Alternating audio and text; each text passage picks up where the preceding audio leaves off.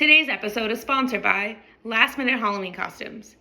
Everyone says that they come out the best, but in reality, they come out the worst. So our decision is to return to Dulles and find this laptop before we can continue over the ocean. An airline pilot to control after someone dropped their laptop on the plane and it fell in a pocket somewhere and they couldn't find it and they just wanted to proceed with abundance of caution and land the plane. Insert theme song here. This is the Daily Sarcast. I give you the news and maybe a laugh. I'm Lindsey Vernick, and today it's October 31st, 2025. Boo. Happy Halloween. And not only is today Halloween, but it's my third day of being on YouTube. My roommate Gabby, shout out Gab, has pushed me to do this. She was like, you really gotta create a YouTube channel. And somebody actually a million years ago, probably 5 years ago, was like, you need to make a YouTube channel and make at the time, the Daily Sarcast was a newsletter, and he was like, you need to be making that a YouTube channel. And I'm like, ugh, I guess, yeah, you're probably right. So I'm doing it now. And if you've never seen me before, we never met, hey, I'm Lindsey, and this is me. So in real news, a new study published confirms what your friend who texts their therapist at 3 a.m. already knows. Text-based therapy works just as well as video sessions for mild to moderate depression.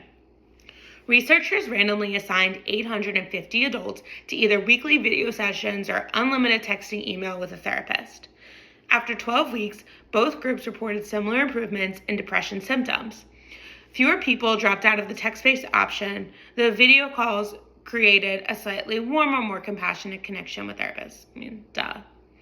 The study excluded high-risk patients, like those experiencing psychosis or suicidal thoughts, and they also didn't track how long the therapist took to respond to their patients or how much they were texting. Still, experts say that this is encouraging and could push insurers to finally cover text therapy because many do not. And if you might know this, BetterHelp and things like Talkspace, you have to pay out of pocket for, and they have been rapidly increasing over the past decade. So now this might be able to push insurers to cover things like that because you're able to text for support in between meetings or while even sitting in traffic. And I don't know, how would I know so much about this? Some mental health professionals still worry, though, that not seeing a patient could cause them to miss warning signs, but in this trial, nothing bad was reported, luckily. Hurricane Melissa was the storm of all storms. The hurricane slammed into Jamaica on Tuesday with 185-mile-per-hour winds, leaving Black River, a centuries-old port town, literally totally destroyed, according to the Prime Minister. Roofless homes, twisted cell phone towers, and streets submerged in mud are just the start. Only buildings with 4 concrete walls are still standing, and even those often lost their roofs. At least 5 people died in Jamaica, and officials are expecting this toll to rise. Across the Caribbean, the devastation is huge. Haiti reported 30 deaths, and Cuba is facing flooding despite evacuating 700,000 people. And Bermuda is still bracing for hurricane force winds. UNICEF warns that over 700,000 children in the region have had their lives disrupted. They need urgent food, clean water, and access to schools. Jamaica's infrastructure is not doing well either. More than 130 roads are blocked, hospitals and fire stations are damaged, and communication lines are down. Military crews are cutting paths by foot and helicopter to reach marooned communities. And about 25,000 tourists are on the island. They were on the island, but they were finally able to get out after airports only reopened. Which is confusing. How are 25,000 people so stupid to still go on vacation where they're expecting a Category 5 hurricane? Literally cancel. Is it not? Were you just 25,000 people were I'd rather just not get a refund and still go and risk my life than not get a refund on this vacation and die? I think people need to be making better decision-making skills, but what do I know? Neighboring nations like the Cayman Islands and Venezuela are sending aid, and the U.S. is deploying disaster assistance response teams and search and rescue units. And Black River's residents are describing there's chaos. The storm surges engulfed entire neighborhoods, emergency supplies were destroyed, and many sought shelter on the second floor of the fire stations as their homes collapsed around them. Streets are now just a jumble of debris and mud. So far, Jamaica's government is scrambling to deliver food and medicine, while the Bahamas and Cuba continue recovery efforts.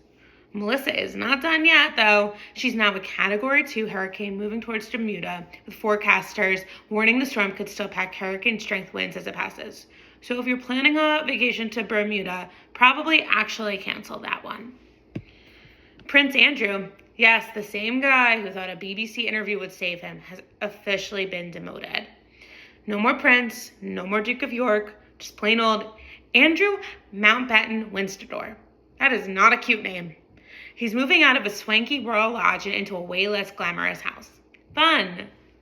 This is all because of his longtime friendship with convicted sexual predator Jeffrey Epstein and a whole lot of bad judgment. Public support for the monarchy is slipping, and Charles is like, enough. Andrew still keeps his place in the line of succession. He's 8th, but basically he's on royal probation, if that's even a thing.